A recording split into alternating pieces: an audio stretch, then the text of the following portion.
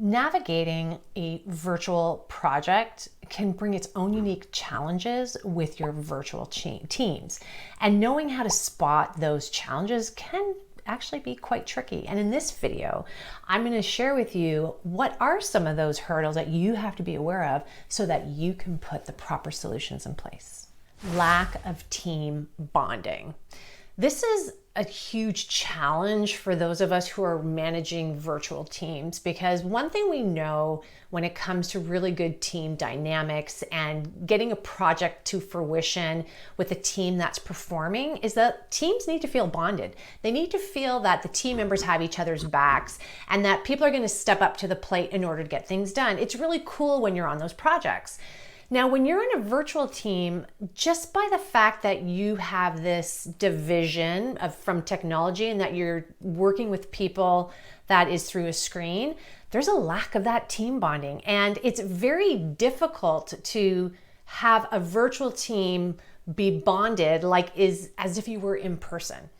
So this has an impact on what you're doing, and you have to be very aware. So what can you do when you have a virtual team and you're working digitally with them?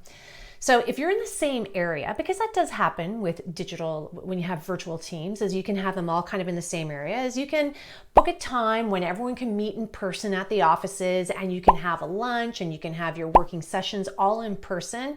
And when you're doing those type of activities, make sure that you build in some getting to know you so that you can really create that team bonding. But what if you have a global team and you don't have that luxury of being able to bring everybody in for a specific day so that they can get some team bonding? Well, yes, you have a different challenge. And that challenge is going to be, how do you create that team bonding virtually? And so one of the things that I will do is at certain points in the project, I'll either at the beginning ask them, what are they excited about? What are they nervous about? What suggestions do they have? So now I'm asking their opinion on what's going on, and I do that throughout the team.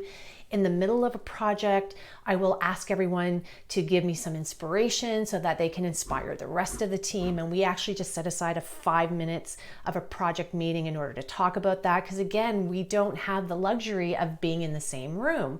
And when we're not in the same room, there is a disconnect. And so that lack of team bonding can have impact on the team and the morale and how we're all working together. So by doing those simple techniques, it's really helpful. Just be very careful, because there's a lot of team exercises and activities that you can do in workshops. Be very careful with what you bring into your virtual team, because again, you're really busy, you're trying to get the project done. You don't want it to overtake what you really need to do, which is the work of the project, but you have to balance that with doing some of those little bit easier, quick team bonding activities. Communication barriers. Body language, emotional intelligence gives us so much information when we are with our teams, and that helps with communication. Because don't forget, what we say is only a very small part of what we really mean, and our body language has a huge additional point of information. Now with virtual teams, why am I bringing this up? Because with virtual teams, having your camera on now becomes critical. But I don't know about you, I come across tons of meetings where people don't have their camera on. Now think of it in this way. Why do I recommend having the camera on? And I always ask people, because again, it's a choice, but when I explain to them the importance of it, people actually get it at that point and they will say yes.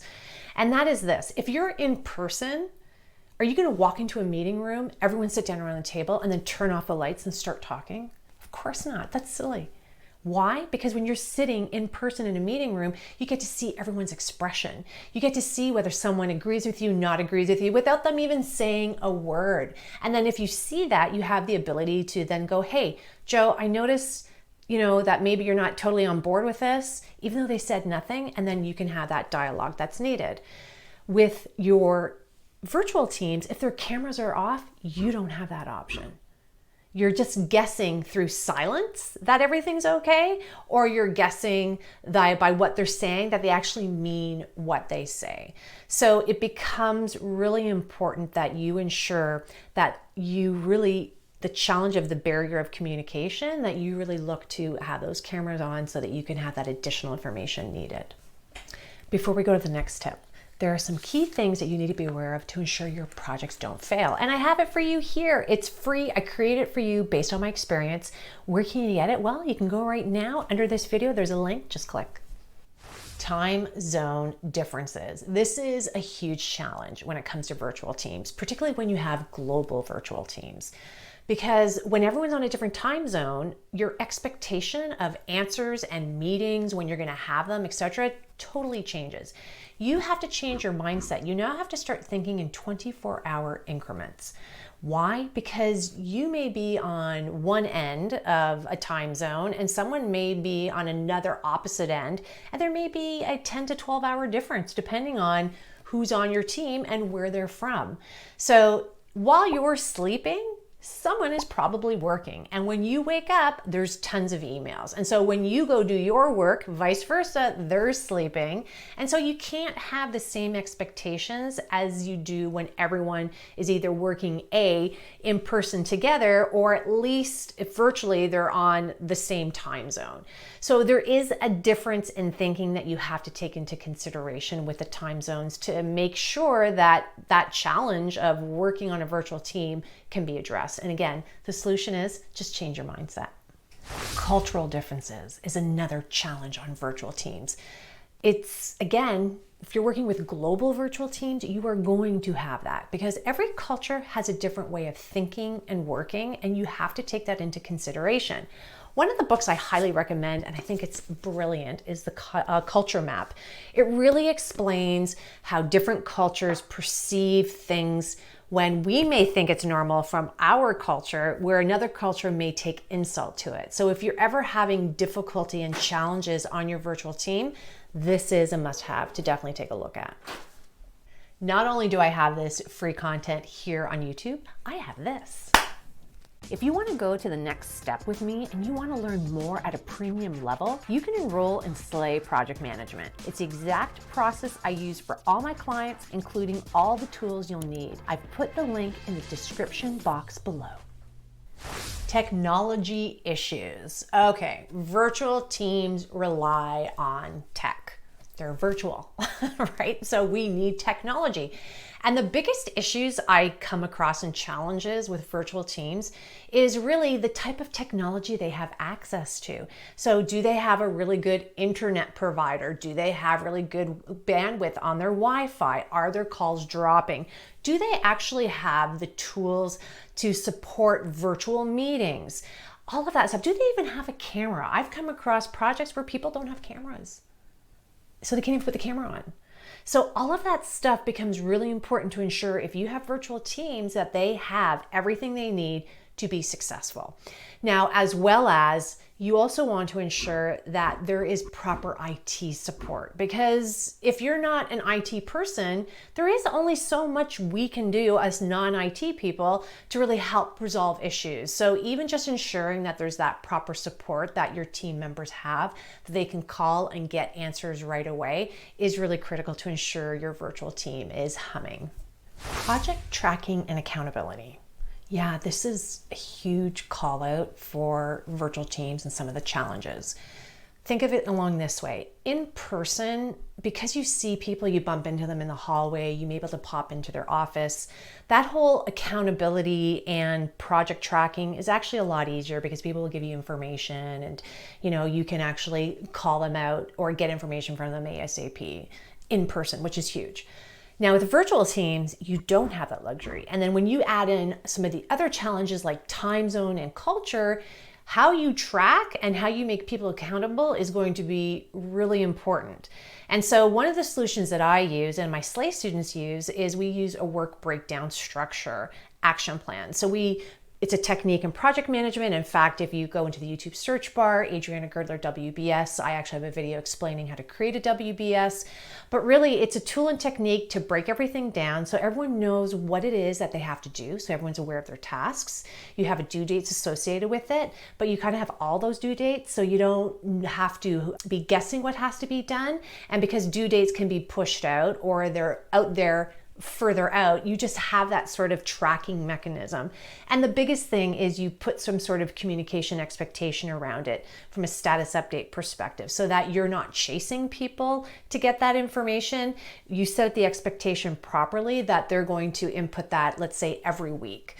Which is really important from a virtual team standpoint, because it's not just your meetings and interactions that you're having virtually, it's also in the project documentation. Are they providing you with the right status updates? That becomes really critical and can be a challenge if you don't have that set up properly. Security concerns. Surprise, surprise, virtual world, right? Security is a big part that you have to take into account with your virtual teams. In fact, even your non-virtual teams. But you have to specifically really call out for your team members, because now you're only communicating virtually, and it could be only through email or your SharePoint sites or whatever it is that you've deemed to do together collectively as a team, that things are legit. It is so easy nowadays to have non-legit emails, non-legit links that look real, and that can create havoc. So security now has to come to the forefront, and just make sure you confirm with your organization what their security policy is, and to make sure that you follow it to a T. Isolation and burnout is actually another big challenge when it comes to virtual teams, because a lot of times virtual teams are in back-to-back meetings, because that's the only way they communicate. And then there's also that struggle of, when do I get my work done? So as a solution, as a project manager, you need to have your emotional intelligence hat on. In fact, you should always be wearing it, so that you can really tune in. And with the camera on, you'll be able to see, how is your team doing? Are they feeling isolated? Are they getting a little bit of burnout? And so by really understanding that and putting on your emotional intelligence hat and really observing your team, that's going to help so that you can set aside some time and just talk to them, like, how's it going? Do you need any help? I've been noticing that, you seem kind of tired, and more so than normally. Again, showing your compassion and understanding and empathy to what's going on in the scenario. Another technique too is take a look as to how you're contributing to the back-to-back meeting problems. I recognize with the virtual team, that's the only way you're going to talk to them. But are you having too many? Can you compartmentalize them? Can you combine them? Can you give people more time or breaks in between them?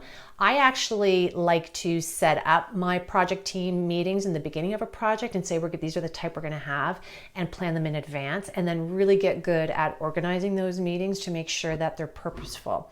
So that's definitely one of the solutions to take into consideration to help with isolation and burnout, because we want to make sure we're not part of the problem when it comes to that. Inconsistent work processes. This is a challenge with virtual teams because, again, you're not around them all the time. They could be on different time zones. So you don't have that ability to kind of see what they're doing all the time. You kind of sometimes have to wait until you have that meeting where they can show you the work that they're doing. So everyone has a different way of doing things, and that can create your issues in a virtual team, and it may impact your timing, your deliverable, etc. So one of the things I highly recommend is to have a really good solid framework.